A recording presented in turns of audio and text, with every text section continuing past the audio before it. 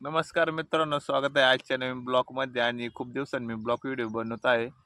2-4 दिवस पाऊस चालू होता, पाऊस उघडला आता, त्याच्यामुळे म्हणलं चला आपल्या शेताकडून जाऊन ये. कोथिंबीर पेरलेली आहे. याच्या आधी मेथी होती मित्रांनो, पण ती काही एवढी खास जमली नाही, म्हणून म्हणलं चला आपण आता आपल्या कोथिंबीरकडून चक्कर मारून येऊ. हे मस्त एकदम मस्त पीक आलेलं आहे. म्हणलं आपल्या पावसाने काही सडबीड झाली काय कुठं बघावं बघण्यासाठी आणतो. हे बघा खूप मस्त आहे कोथिंबीर.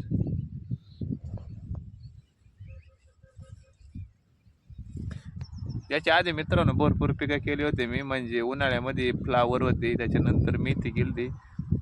पण फ्लावरला पाऊस नसल्यामुळं रोगराई जास्त होते आणि जास्त त्या मालावर ना पांढरी माशी जास्त अटॅक करते. त्याच्यामुळं का ना तो माल काही व्यवस्थित आला नाही आणि त्या मालाचे काही पैसे पण झाले नाही. त्याच्यानंतर मेथी केली, मेथीमध्ये पण काही पैसे झालेले नाहीत आणि आता फक्त ह्याच मालावर अवलंबून आहे मी सध्या.